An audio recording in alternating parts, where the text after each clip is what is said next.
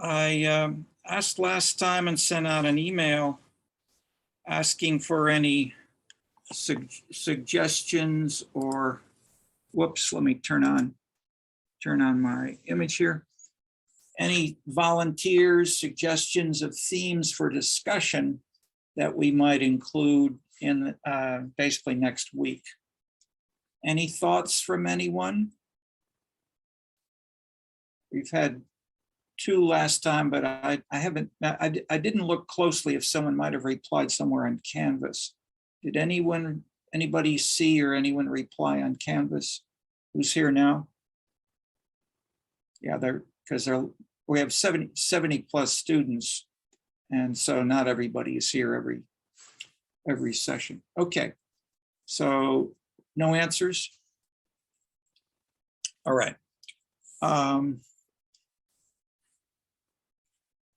We can look and see for a couple of alternatives, and I've got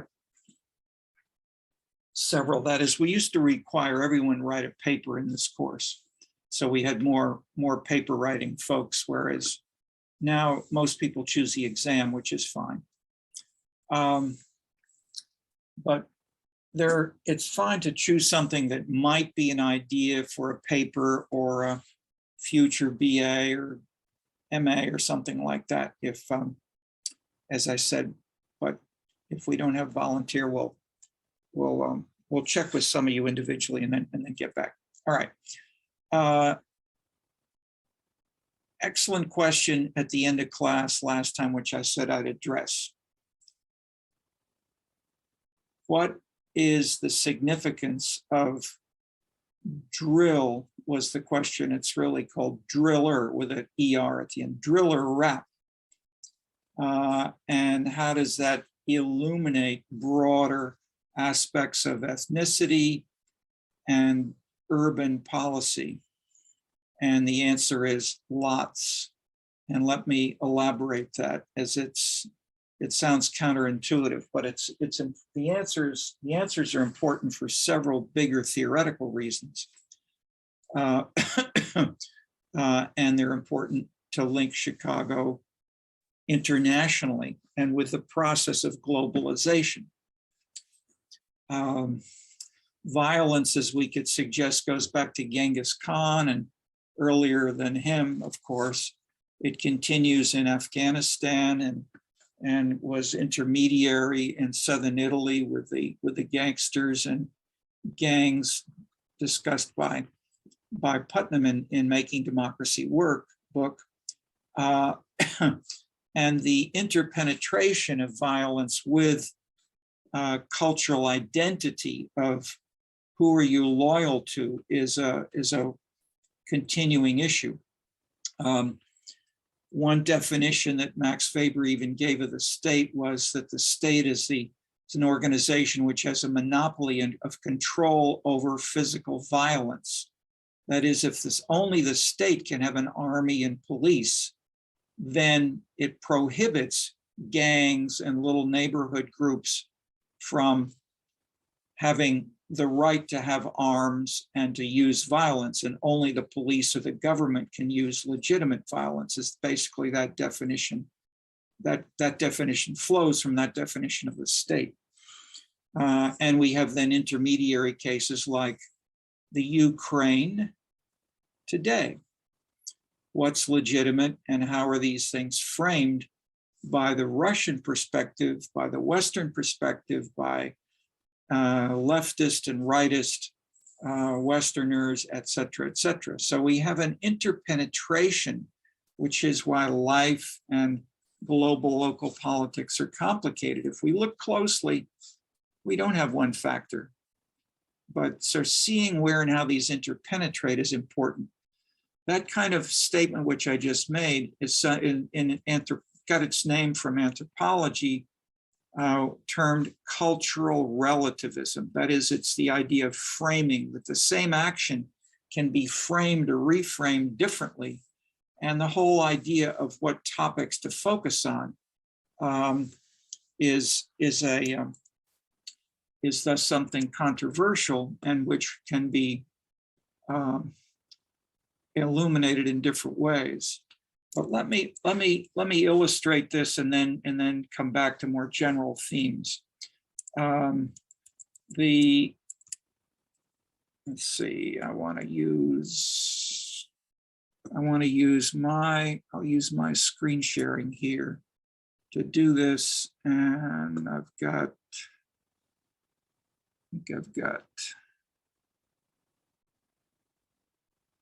where do we get this thing?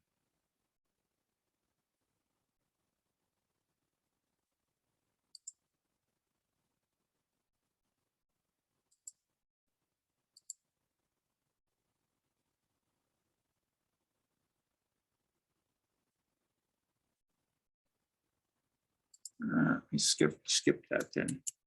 I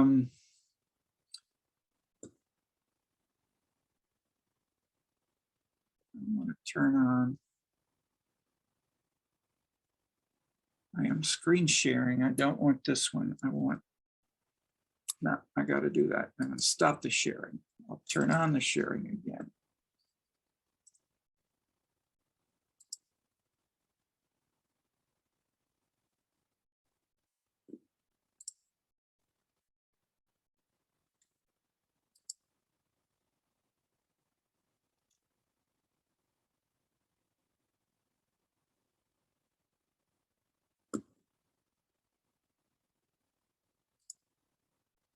It doesn't show what it showed on my screen. Let me try that. What am I doing wrong here?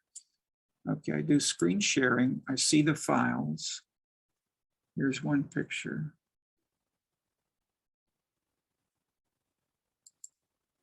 Okay, that's good.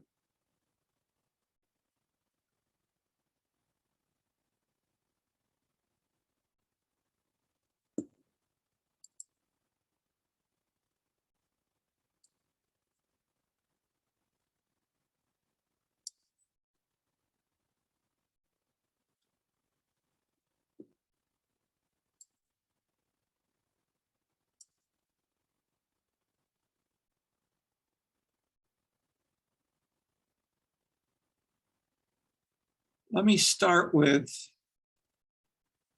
can you all see this source for Vancouver? Okay. I'm starting with a clip from the Vancouver Sun 2 years ago. Violent rap lyrics escalate gang tensions. Accused killer, so not African-American, not American. This is happening elsewhere.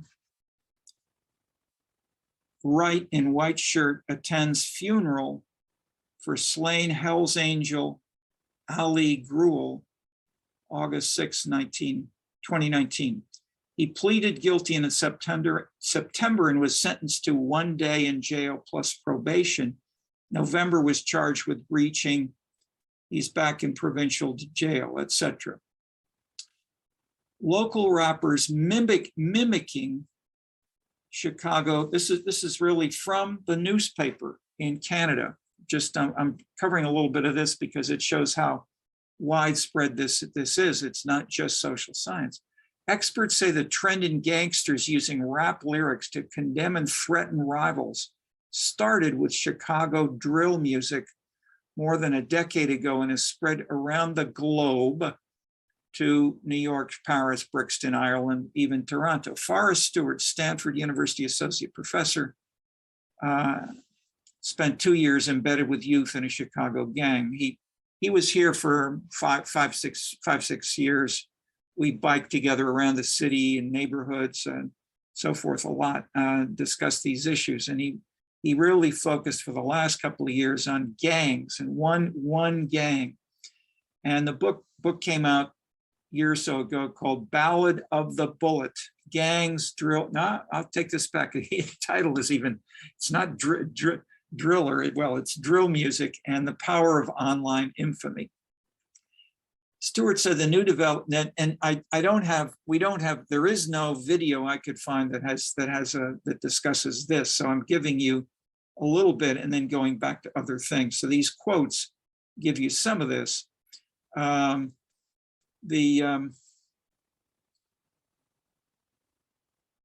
This sounds pretty identical to Chicago and the south of London and San Jose. It sounds pretty similar. The demographics change, but so many of these online dynamics seem to be to a T the same. Even the original drill music terms, ops for opposition, pole or pipe for gun, are being adopted in rap lyrics by gangs around the world, including here in BC. I find it interesting, he says, that in London, these kids are integrating pipes and poles into their lyrics, even though they don't have guns. They're involved in stabbings. Myth making is a central feature of gang culture. Gangs and organized crime groups are using individuals involved in the music industry to promote their gangs and to call out other rival gangs. Obviously, it isn't new. We've seen it in the past few years, but what is new is their ability to use social media platforms to significantly promote it and distribute it all over the world to those with access to social media. And so what's happening in Metro Vancouver is mirroring the Toronto experience, et cetera, et cetera.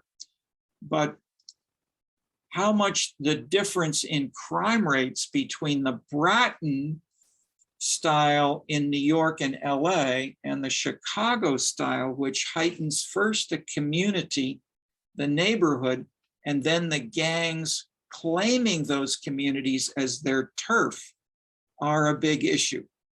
So let me try, I've got a, actually, let me not play this thing. Let me give this to, because I think I've got a, I don't think I have my, yeah, Sharon, can you copy this link? Oh, no, I'm sorry, that's the wrong one. We want Forrest briefly. Can we, here we go. Sharon, can you copy from this screen or here, I'll put it on, I'll put these two because my sound is not working the way it should for Zoom. So let me try to put this on.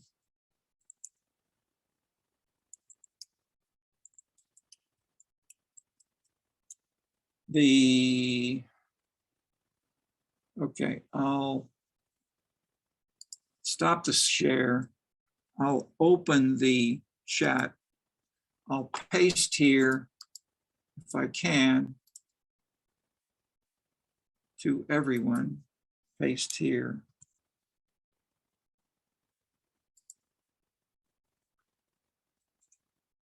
Okay. Sharon, could you copy these, the first and then the second, and I'll keep talking. Then if you can play them, then we'll integrate our presentation. So I'll go back to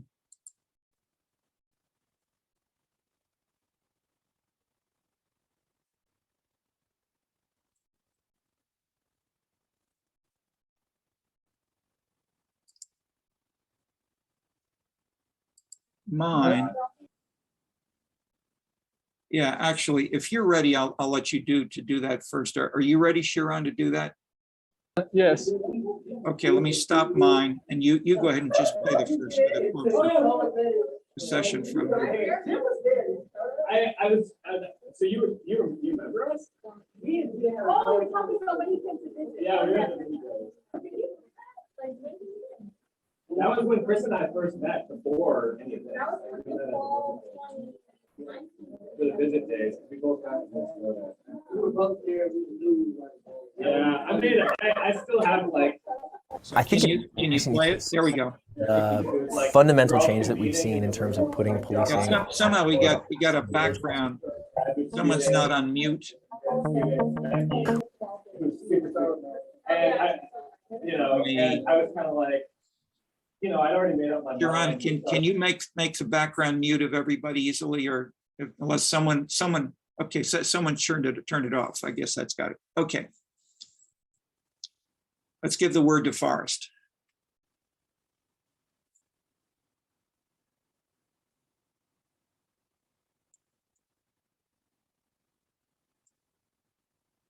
We've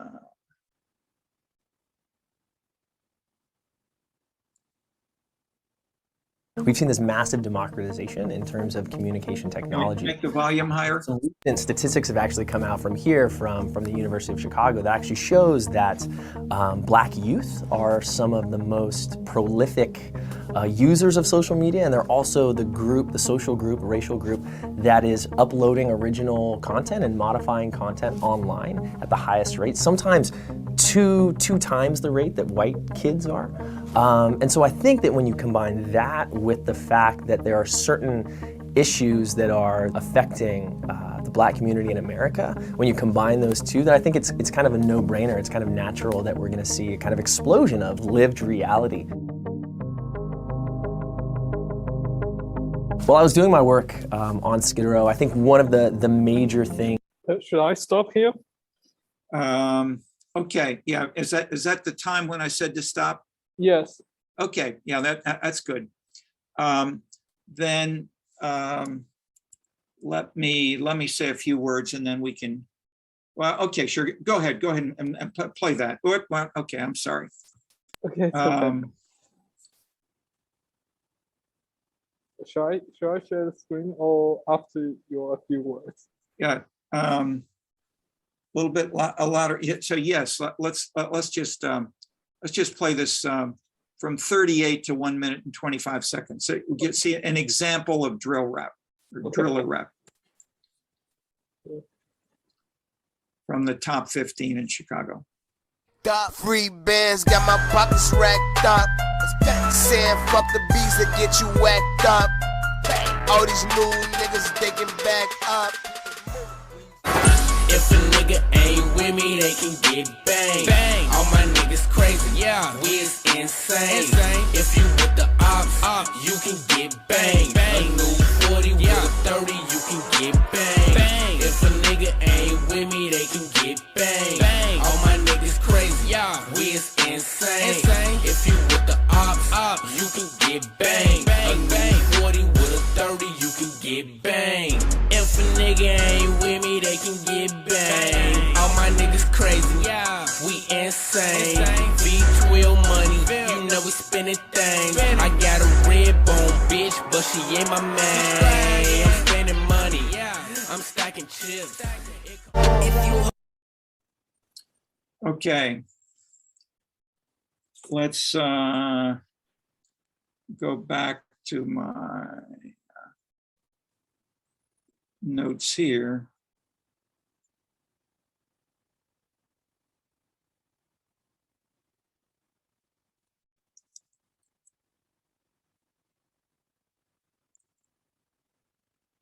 Just commenting briefly, I mean, that's the core. It's a very descriptive statement, which I'm showing you, if you will, just Forrest Stewart plus the commentary. The broader interpretation is in the Vancouver Sun. But the point is, one point is culture is playing a more visible, explicit, causal role in these interpretations. First of Forrest Stewart, the spread of this globally, and then the interpretation stressed of the global diffusion by the Vancouver Sun writer. That is, what is not discussed is the number of murders, the money made, the class politics, any kind of politics. The focus is on the individual gang members or individuals who make their own individual recordings of rap, and then they post them on YouTube. So the book, which elaborates this in 300 pages, basically says of the 10 or if there are 10 people posting driller rap, only as Forrest would say, 8 are rappers and only 2 or let's say 8 are driller rappers and only 2 are actually killers. That is, the proportion of people who are actually doing what they sing about, what they rap about, is very low. So yes, it is dangerous, and yes, part of the actual dynamic is that leaders of rival gangs are labeled and actually then have either been killed or have then fought back and forth, retaliated against their rival gangs. I mentioned that across the street from me on King Drive, Dunbar High School, 3 o'clock, the police cars show up and they will escort kids who have to go through rival gang territories to get home so they don't get killed on the way home every day. And this is a big contrast from the late 60s, when we had one big machine in politics, the Cook County Regular Democratic Party, and we had 2 gangs, the Blackstone Rangers and the Disciples. Today we have something like 600 gangs. It's anarchy almost, if you will. That is the other labels for it. But it is what is found. And so violence has become, or the control or the threats of violence have become much more widespread. But my one general point is, don't take it literally, as the press often does, reporting it, X people were killed, according to the rap. But what the rap is maximizing instead is, this is slight overstatement, but not much from Forrest. These rappers want to have a higher YouTube rating. So they're changing, but do they get it from commercial record companies the way they did 20 years ago, 10 years ago? No. Do they do it themselves? No. Yes, they make the raw materials themselves, but they found, and this is what was interesting, Forrest drove a guy from the south side of Chicago up to nearby the Wisconsin border, where there was a volunteer, a guy who worked either for free or for low or minimal fee for the rappers to edit their rappers, because he had fancy high-tech equipment. He was white. There were 2 guys, this guy in the northern suburbs, someplace like Lake Forest, and another guy in Germany, both white.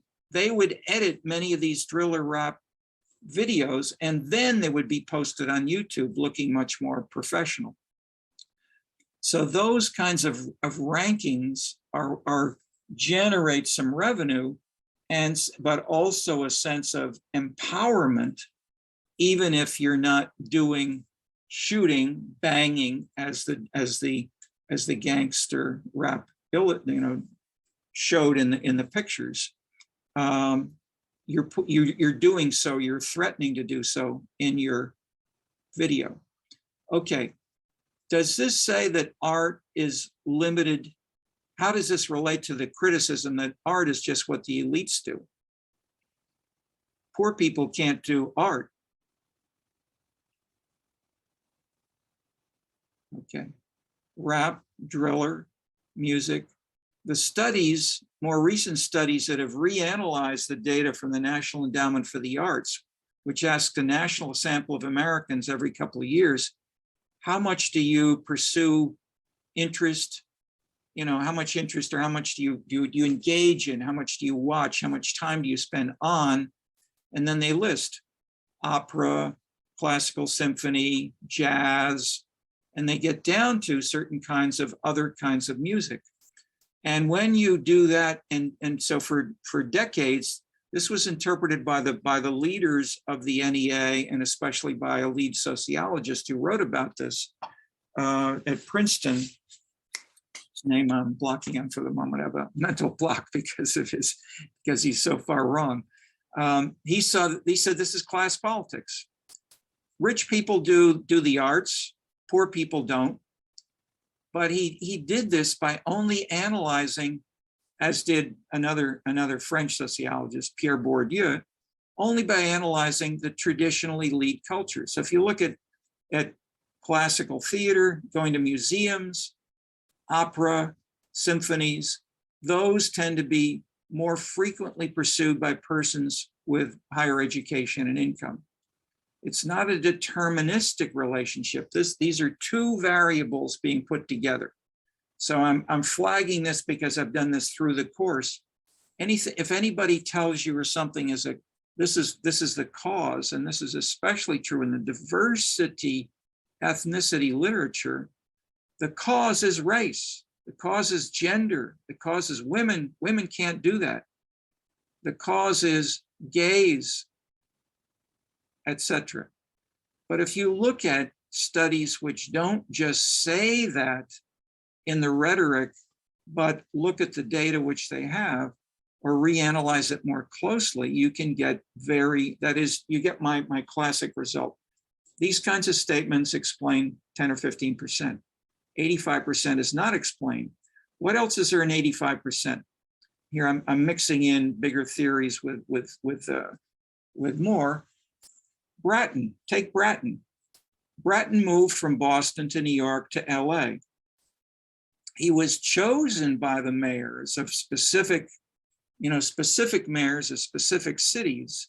He was not chosen to come to Chicago. And we discussed the alternative, the widespread greater focus on ethnic solidarity in the neighborhoods of Chicago as a Chicago, especially Irish Catholic style tradition, but a white Catholic tradition, which in turn has distinguished global politics in Chicago from that which is elsewhere. And we find this not just in Chicago, but we have these urbane rural things, which I showed you of the maps of the US coming from the South. And we have similar patterns, which we measured in Tokyo, Seville, etc. So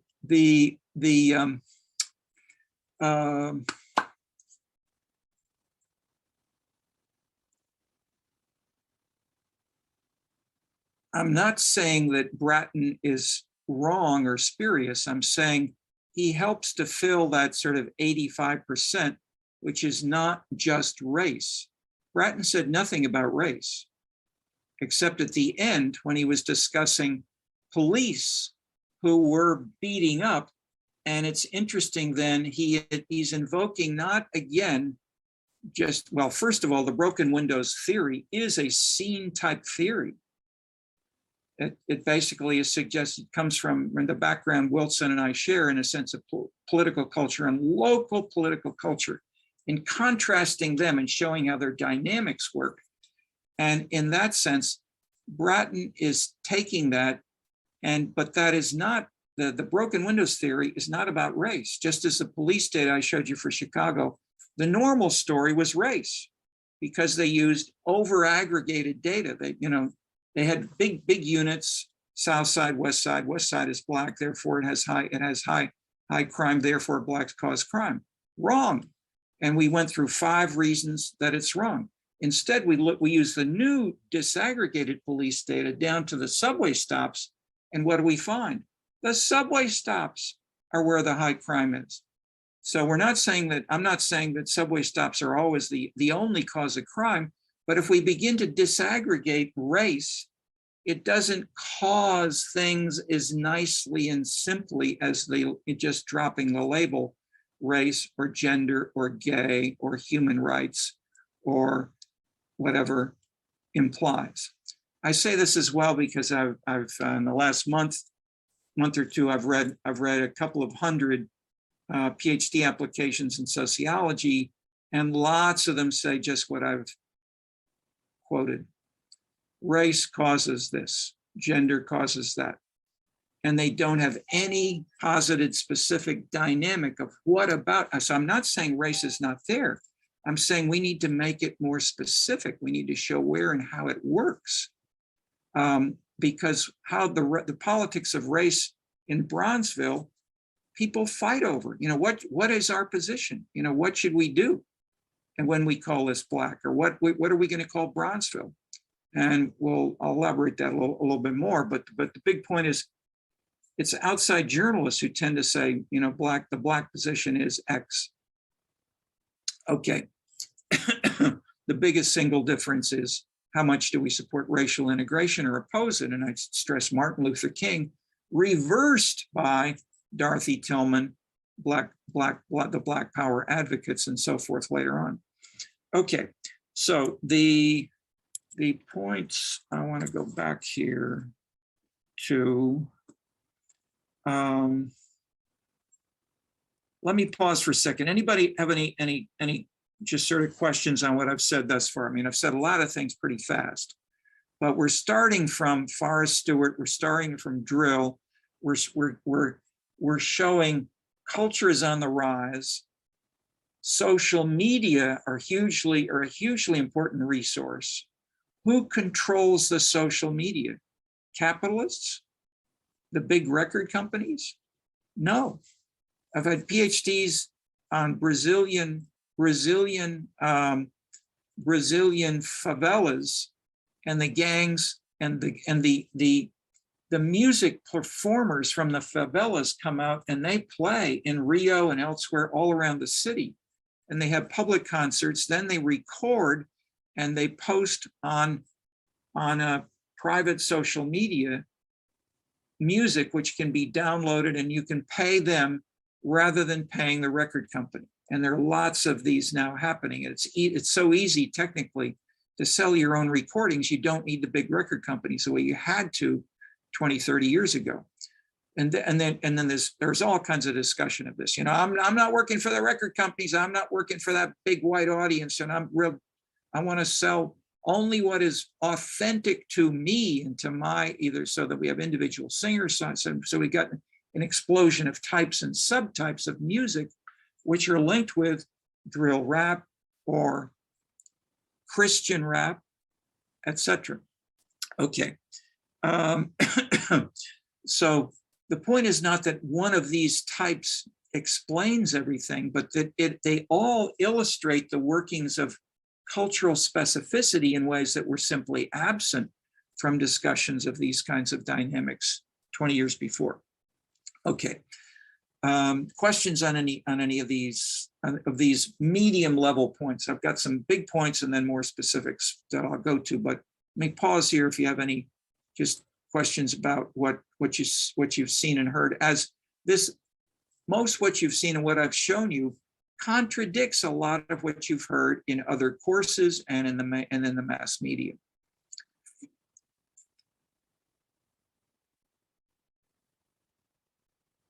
Like one factor that explains everything. I have a question. Sure, yeah, go ahead, Charlotte. Yeah, so you said that I hope I'm phrasing this in a way that's clear. You said that when you reanalyze data, you can say something like 15% is explained by race, and like, what's the other 85%? I hope I'm interpreting that correctly. How can you figure out like specific amounts, I guess, that are influenced by factors such as race, gender, et cetera? Yeah, this is statistics 101. You can't. I've never taken a statistics class.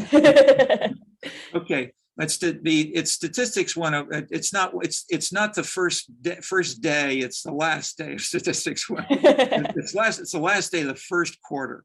And the first quarter of statistics tends to be called multiple regression. Okay. That's the name of the statistic, which I've illustrated in this course, not by the actual numbers, but by the boxes and arrows. And I've distributed to you, and I've done it in some of my own boxes and arrows, but also in the Blaylock, X1, X2, X3, X4 lead to this. And I mentioned as well at the beginning of, say, Scenescapes, at the beginning of the City Money book, at the beginning of the New Political Culture book, they all have something like that. It's a series of boxes and arrows. If we were economists, these would be only equations instead of boxes and arrows. So I said to Jim Heckman once, why don't you do, or Ed Glazer, one of them, I said, how come you don't have, say, a boxes and arrows along with your equations to make it more simply accessible for more readers. You can't get published in an economics journal if you do that kind of stuff. Okay, so the answer is it looks too simple, but it's the same idea. I mean, if you just say x equals or y equals x1 plus x2 plus x3 plus x4, then you have a coefficient a, b, c, d, e.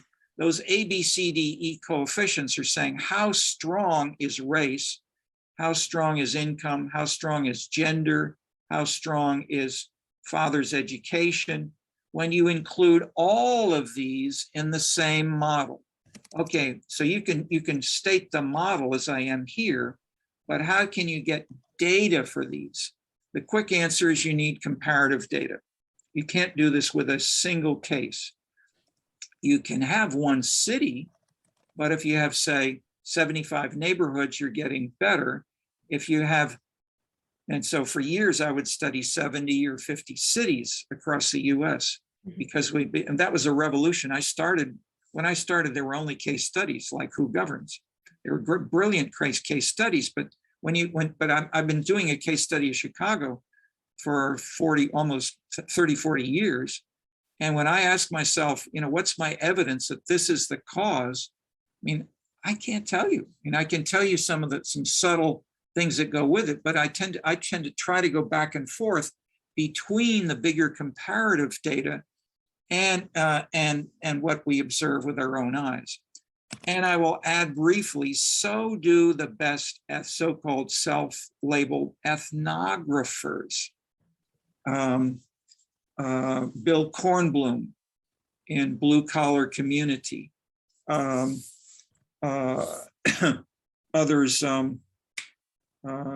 Black Picket Fences, what's her name at Northwestern,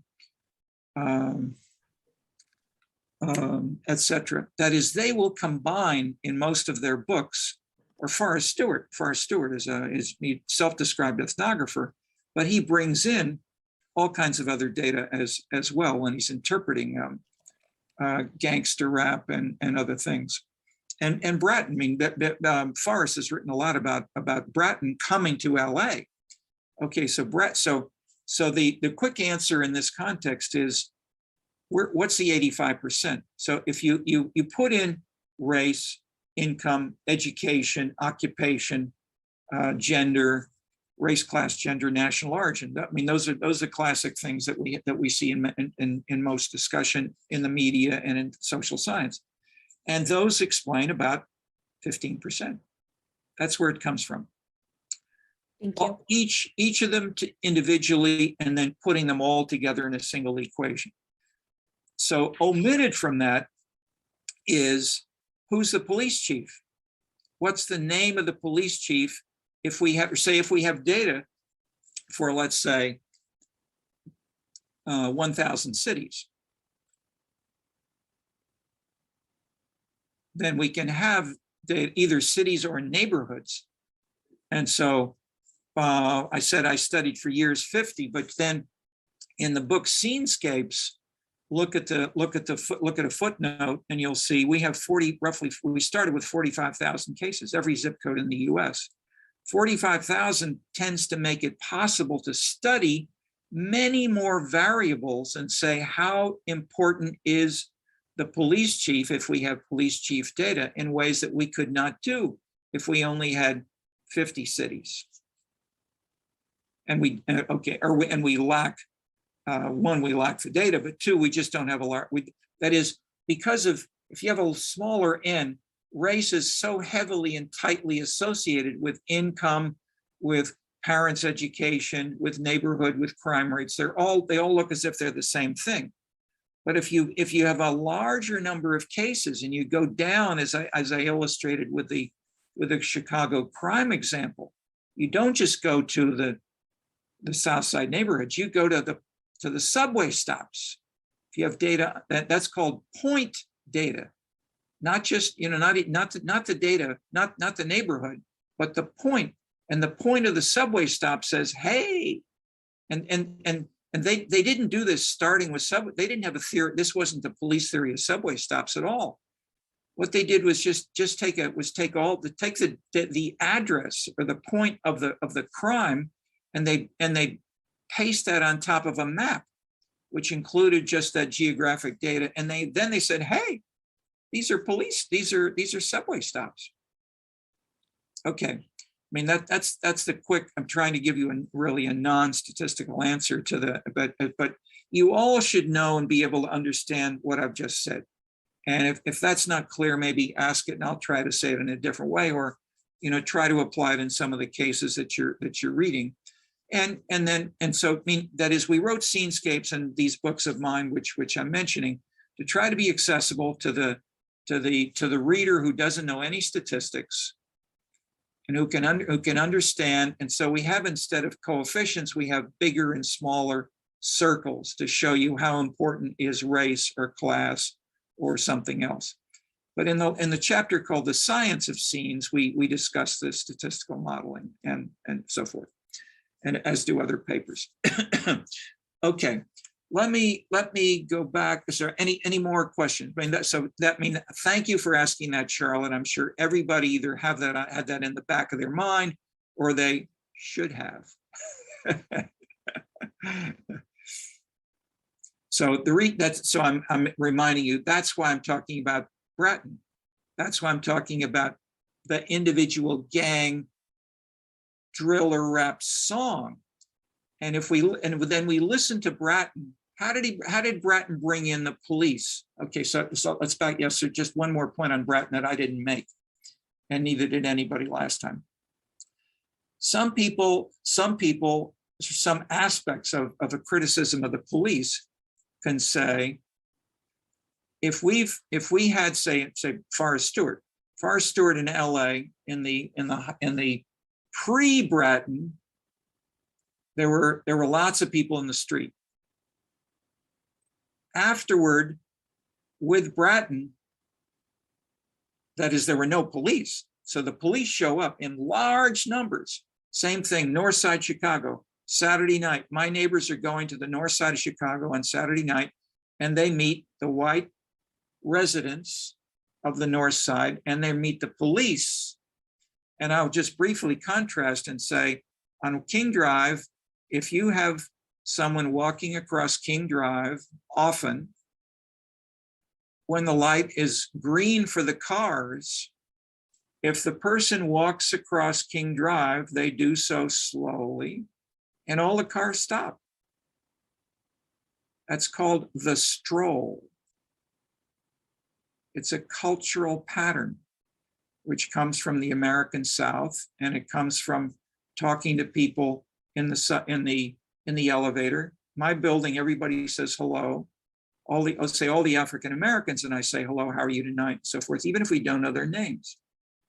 The Chinese students who are here from IIT, they don't say hello. It's not language, it's culture, it's a style, and that is, they're more urbane.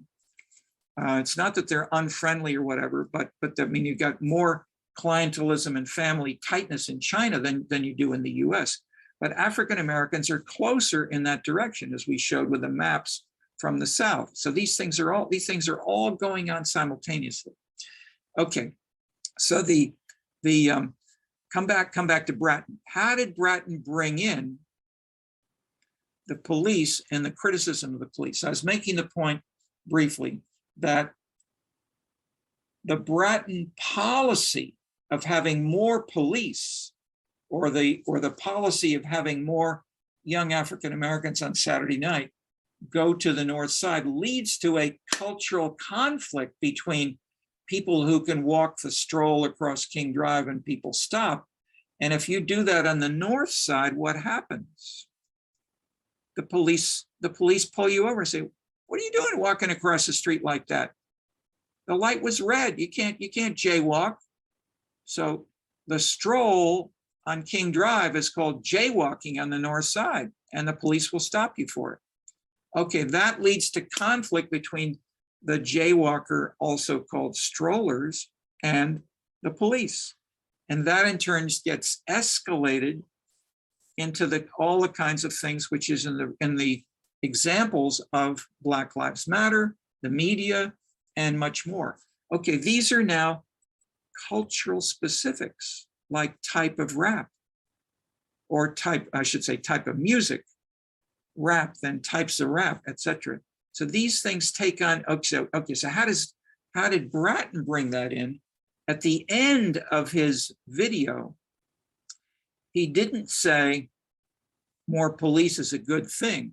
What this does, what this attention of the media and of cultural norms and cultural specifics does, is to say how the police treat you is more important than if there are no police there at all.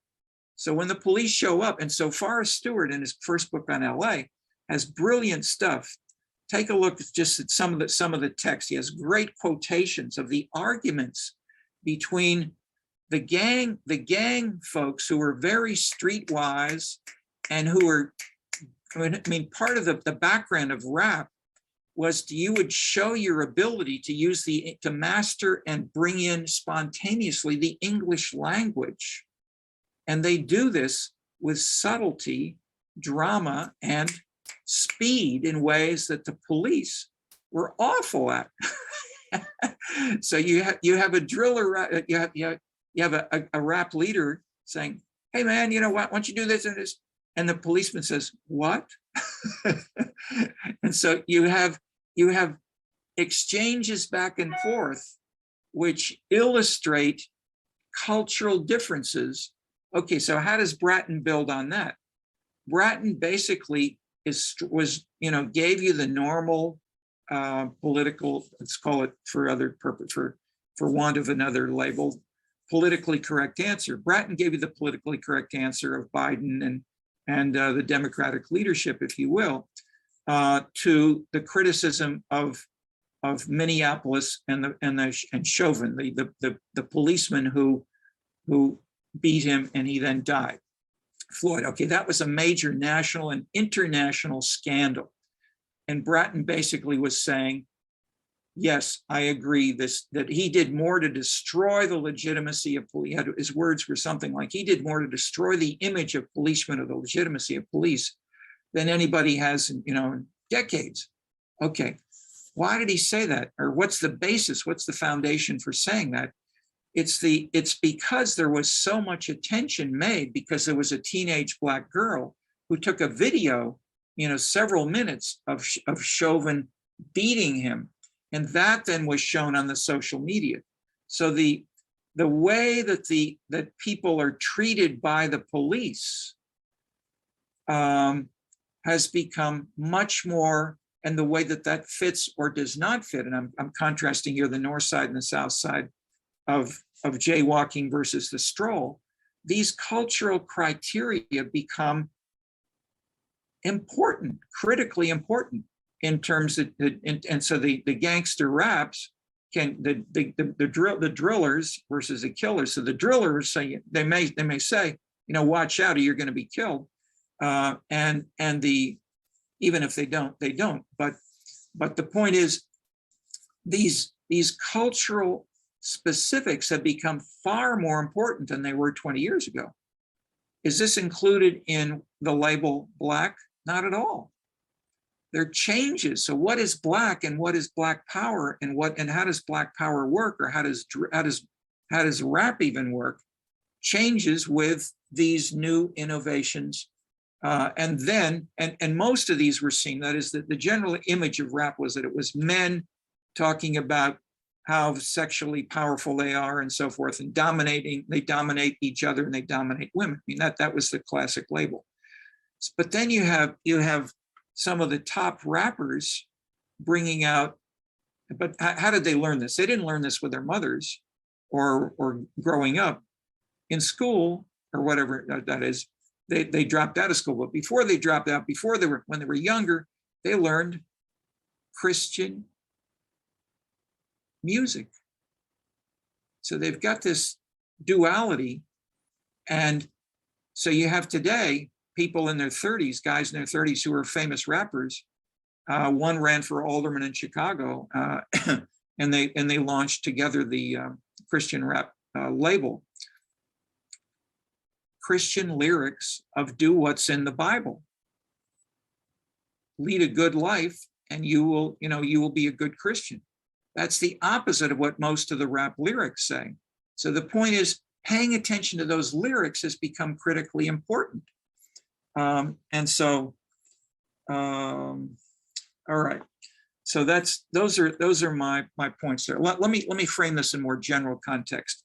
Or and any other quick question on any of that I've covered, because we have one critical. I mean, your question was great because it wasn't just a narrow question. You asked how to link this with the general idea of bigger differences in the 15%. What's that doing? Okay, so I'm illustrating both the 15% and what's in the 85. And the 85 is, how hard or how much, where did Chauvin, the policeman, put his knee on the chest? How hard was he pressing on the chest? How much was he beating? Did he look as if, etc.? What was on his face? All those are part of the 85%, but they're hard to capture in most social, and these emotional, cultural subtleties are sometimes described as material for ethnography. I would say they should not be just ethnography. If they're important, we need ways of capturing it. So that what the Scenescapes book does is to say, okay, here are at least 15 kinds of things, not just 2 or 3. And we don't have Polish or German or Irish or Jewish or Russian in the 15. We say, what are the components that make you a German or a Russian? And what's distinctive about, and how, and then these are conceptualized and then measured. Okay, so let me make a few more general points linking to this, but the background is we have weak or no, here's the one sentence. We have weak or no theory of race or ethnicity. It's a weak area of social science. Let me give a very quick overview historically. In the 19th century, the one major theory that was close to this was that national and racial differences emerged from climate and physical characteristics of the environment, generating darker skins among Africans and Southern Europeans compared to Northern Europeans, and these carried on in genetic differences. Lombroso and most other European, some theorists in each of the major European countries had at least one person who maintained this kind of racial determinism. The big alternatives in the 19th century were the historical specifics for the more abstract version of Hegel's zeitgeist, his time period effects. And in the case of Karl Marx, of course, this became historical determinism based on access to the means of production, which largely omitted race or ethnicity or place. It didn't say this is a Northern or a Southern European or an Irish theory. It said this is a world theory of capitalism transforming feudalism and bringing in socialism and communism. So the classic exception by Marx, Marx was brilliant. He also was poor. So to make some money, he wrote for a New York newspaper, and he wrote about European things happening. And he wrote a fair amount about Ireland and Irish politics in the late 19th century, and and he was angry in what he wrote about these Irish workers' associations and political parties because they did not side with the English labor unions and parties as the Marxist theory proposed. What was wrong? The Irish were nationalist and they hated the English. They weren't going to do things by joining a labor party or whatever. Marx had a term for this violation of his theory, this mistake. Who knows what he famously labeled it?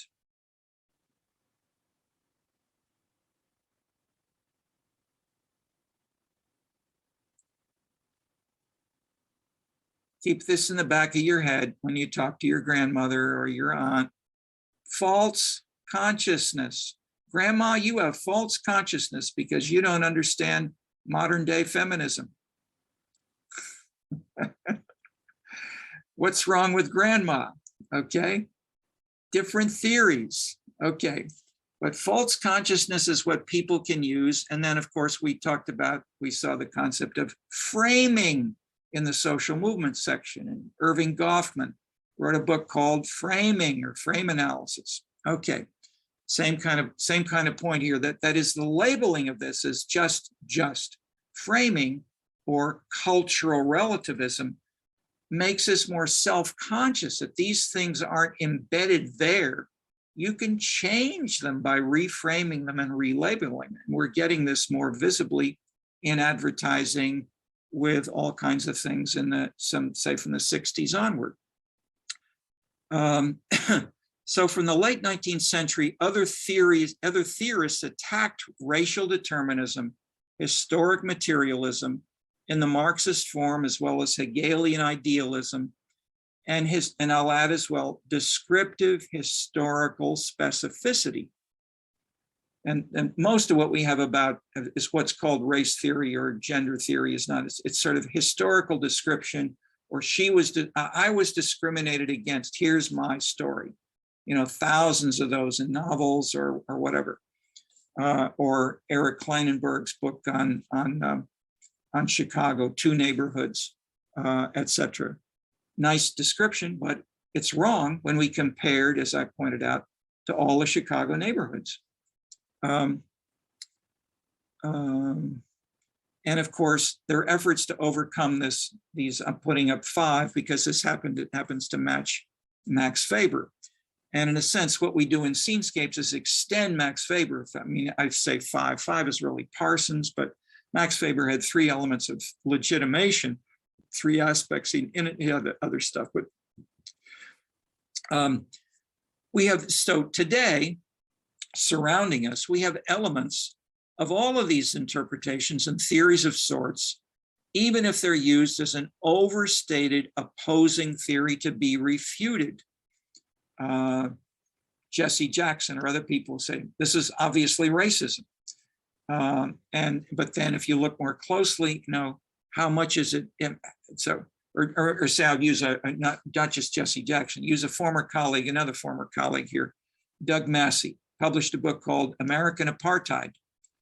And so his basic view of race is that it's like apartheid, and America is like South Africa, so he calls it apartheid. So I said, you know, Doug, you know, you're saying racism is an explanation, but you don't have any action. You're a demographer. You don't have any measures of attitude or values or culture. Why don't you bring some in and study what you're talking about in your title explicitly? And he did, to my surprise. That is, NORC collects data, at least for the big cities, on things which can be measured as racism. That's one of the very first and most frequently detailed study topics in American survey research is how bad is racism or ethnic solidarity or ethnic closure. It's been studied and studied. And in the 40s, it was huge. I mean, people would say, you know, no, we shouldn't have a book in a high school library by an African American, by a Black person, by a Negro. No Negro books in the library. Would you invite one of these people to dinner? A Negro?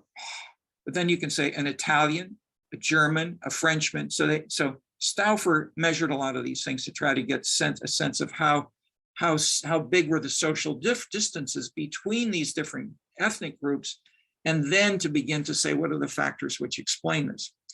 Okay, so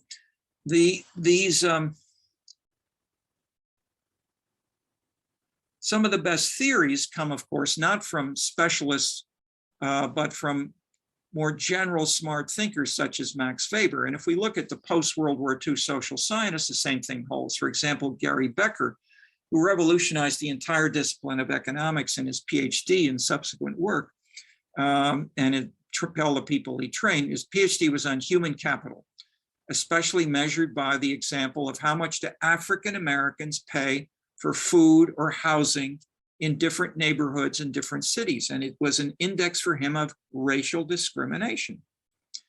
Another Nobel Prize winner in economics went to the book Time on the Cross by Robert Fogel.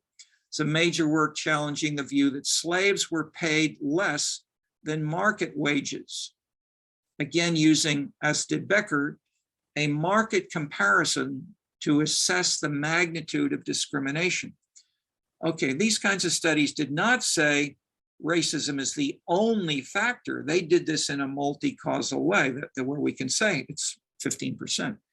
Top sociologists here in the same years as Becker and Fogel. Coleman and Becker taught a cross social science workshop that we collaborated on. I really was the one who said to Coleman, so, you know, why don't we get someone who can do this in sociology? I said, why don't we name Gary Becker professor of sociology? And we did. So Gary Becker was professor of sociology and economics, and most of his topics were more central to sociology than they were to traditional economics. He didn't write about prices and pure markets. He wrote about love, inheritance, gender roles, all kinds of things, which are not traditional economics at all. Okay, but point is, today, economists are studying this. The economics department and the topics, if you look at what their books are on, they overlap hugely with diversity and sociology. Okay, James Coleman, within sociology, did two famous reports. First, called the Coleman Report, was done to try to assess the negative effects of racial discrimination in schools. So he took test scores, simple quantitative measure. What's the test score of kids in different schools in the American South and elsewhere? You had big data set. And then how much difference did it make if you were a Black kid in a racially Black school or a racially mixed school? And then as it got more, okay, I'll leave out the qualitative, the degree of mix. I'll simply say more. That is, the report became terribly important in the media, by political leaders, judges, the courts, and school districts across the US were required to bus students from Black and from white neighborhoods to maintain more racially integrated schools from Chicago. So Chicago required, for instance, some suburbs, that some areas include busing to and from suburbs from downtown Chicago areas, et cetera, et cetera. After 10 years or so of this, Coleman looked at it with the same critical eye and he said, you know, this busing is important. Parents and kids are leaving schools if we get 50, 60%. So Chicago basically has a very high percentage of African Americans and kids in the schools.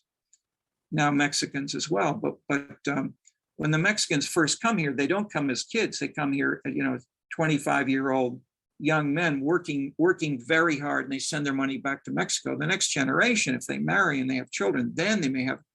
So they were heavily African American, and the union is as well. So the second Coleman report was on busing, and he found that as you get, especially toward, if you have 10% African Americans, that's fine. They can improve their test scores a little bit, and the white kids may not change.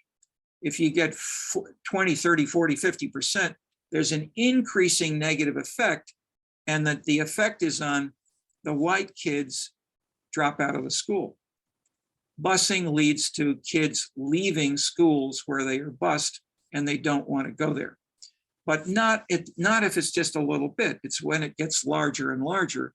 So how big and how strong that effect was, he studied, and when he published the paper, the Black Caucus of the American Sociological Association condemned him as racist for studying this, and the whole association agreed, and he was expelled from the American Sociological Association for doing this report. Okay, that had nothing to do, I would say, with sociology. It had all to do with politics and ideology. But it shows the degree to which these things are difficult to disentangle, and why we get talking and writing and thinking about them. The two leading African-American sociologists in the last decades are William Julius Wilson and Orlando Patterson. And for decades, they both started by denying the importance of race and went instead to assess and stress class and material factors, not narrowly Marxist, but in a broad sense of working in a factory, working in a union job where let's say, a big factory job can give you a much better position, and that some of the differences among African Americans were that they could not get work. So Bill Wilson's policy recommendation, and it changed over time, was give people work, give young Black men work and a job, and if they can't get a job, then they become criminals. But the solution was work. Patterson was similar. They both changed this view over time. For 20 years or so, not just they, but there was a taboo. You cannot study Black culture. If you do so, you are blaming the victim, quote unquote. This changed when Obama ran for president, and Bill Wilson was his co-chair of his urban advisory policy committee, and he basically saw that the president and top people were now friendly to African Americans and looking for policies that would help to solve these problems of crime and race and ethnic conflict. And so he wrote a book on, basically its theme was study culture. And it was a total reversal of his position as well as that of most African American researchers, whether they're white or Black. And it's a narrow example of this whole field. Okay, so I'm making these points about where do we get bigger choices of theoretical frameworks to build on, and how these in turn frame the three main readings on the syllabus: Joseph Yee, Robert Dahl, and Browning, Marshall, and Tabb. Now I'll just have a sentence on them and then let you read about them, and then we can talk maybe a little more as appropriate next time. But Joseph Yee, what's the interesting big point about Joseph Yee? Anybody?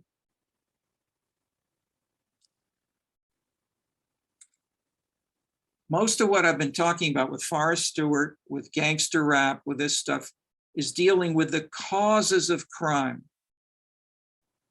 And ethnicity in gangs is linked with violence. Tons of stuff. Everybody likes to read about this. Media love it. Joseph Yee does the opposite. He's a Korean American from background in Orange County, went to Berkeley, then came here for his PhD. He says, what are the solutions that we can find for young African American men in particular? And he found 4: martial arts, Amway, which is direct sales organization where people sell to their friends, evangelical churches,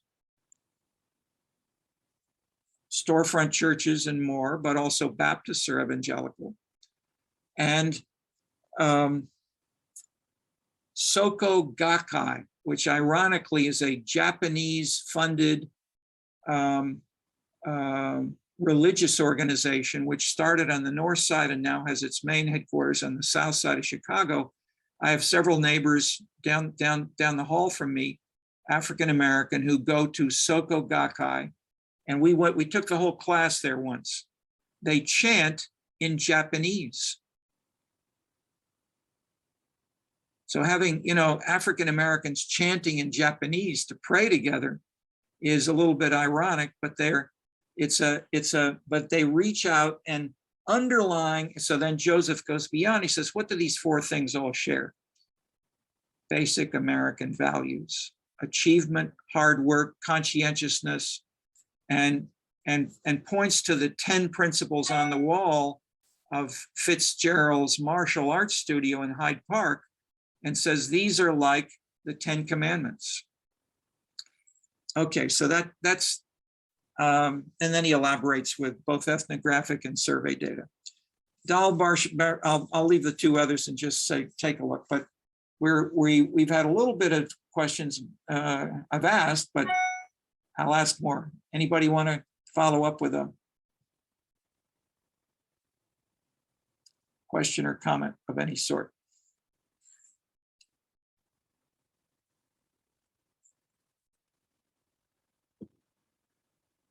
Suzanne, you haven't talked about race in Rochester. Is there any mention of race in Rochester in high school or that you saw growing up there?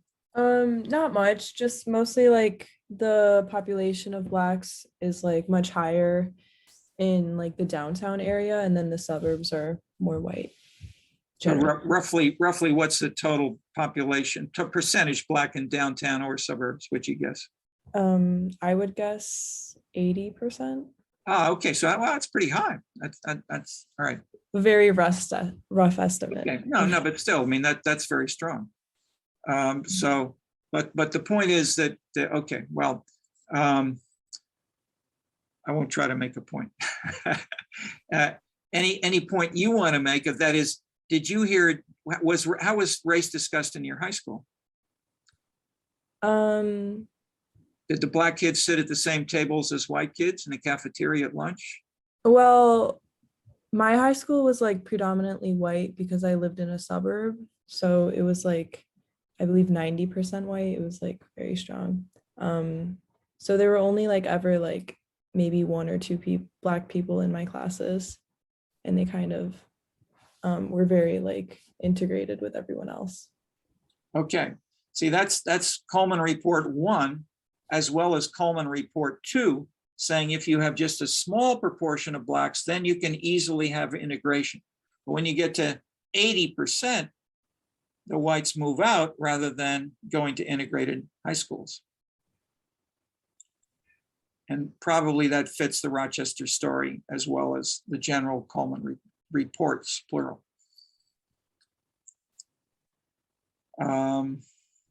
But just to say that, as I have done and as he showed, was so politically incorrect that he got kicked out of the ASA. It's amazing. Okay.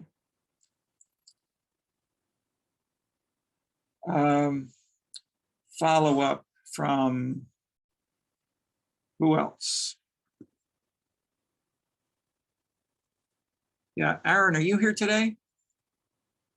Got your picture turned off. Yep. There you are. Yeah, okay. Yeah, we asked last time if we had any volunteers. I mean, you weren't here, but would you be willing to talk sometime next week briefly about your MA? Yeah, I'd be happy to. My MA has changed slightly, so it's actually more about rhetoric and framing rather than social movement specifically, but I'd still be happy to talk about it, yeah. Okay, fantastic. So then we got 3 people probably lined up for next week. Any comment, Aaron, on discussion today? Yeah, just brief stuff, you know. I do think like focusing on culture is important. You know, I think it's pretty important just in a sense of like analyzing how people are socially is always an important thing. You know, just kind of generally on that.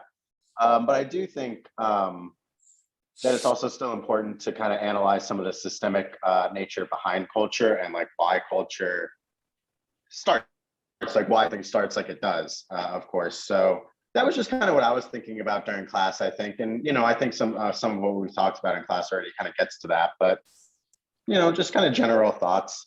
You know, I like to have a lot of context with my academic writing and sources and stuff. And I think culture is a vital part of that, of course. Okay. But if you've even shifted away from the title of social movements to rhetoric, that's pretty major. It's Eugene Debs rhetoric, so social movements is still pretty involved for sure. Okay. No, don't worry. Great. No, well, Eugene Debs did both rather brilliantly. Okay. Anyone else? Shinjina?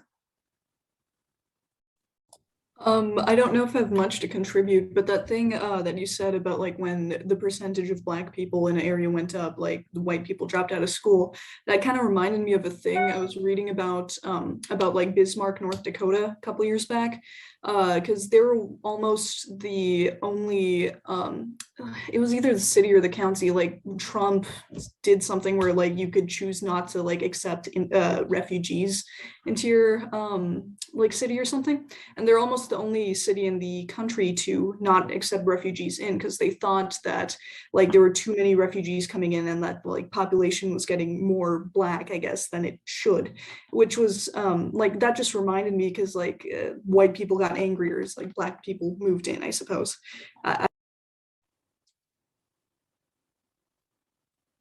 But were you, well, that is, the simple point is so that is, I guess what you prefaced your comment with was the proportion changes. So if you have, if you have 2 Black people and 2 more move in, that's not news. But if you got 80% and we have 10% more, that is news. And so I guess the point is don't use a label like racism or diversity to refer to both of those.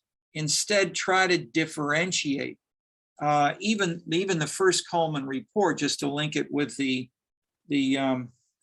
question which Charlotte raised of the 15%. Coleman showed to more close readers that the effect of racial integration in the schools was still, very small, 5-6%, something like that. And so to change the whole school policy and ignore everything else, such as driving out the white students, was simply taking one. It's looking at a relation between 2 variables and leaving out everything else and saying they don't matter. And so I would say, we don't need to have the media or the social sciences or a book to show us that there's racism. Of course, it's been all around, the world for hundreds and thousands of years. But the question is where and how these things operate and how they change and why they change.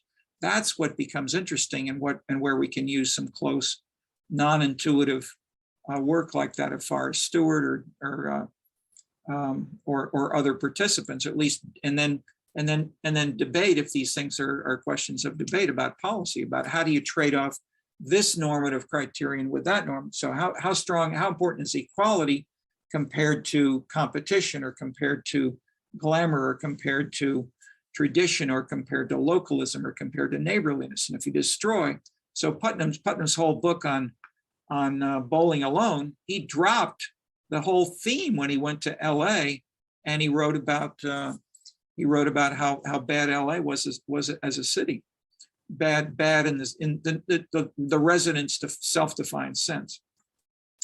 And he brought in a whole, and basically his simple one factor was closer to Coleman. That is, the more you have people within a closed ethnic neighborhood, the more they distrusted everybody, including their own ethnic group members. That's his basic finding for LA.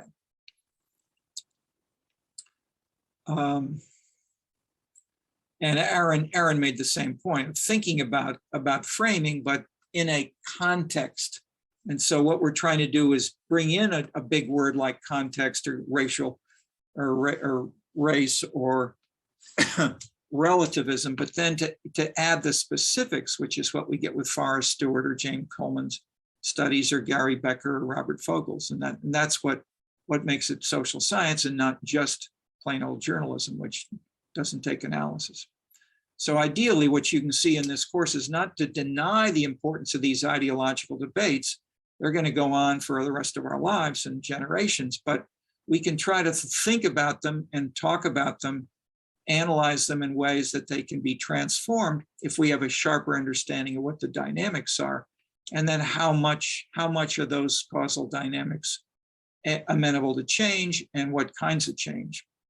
Okay, well, we're at the end for now. We'll continue next Monday. And please send in any suggestions for topics for next week, especially Aaron, and we'll get things put together. Thank you, folks. Yeah, office hours here briefly today. If we tend to have more on Monday, but Wednesday as well, if you have things you want to talk about.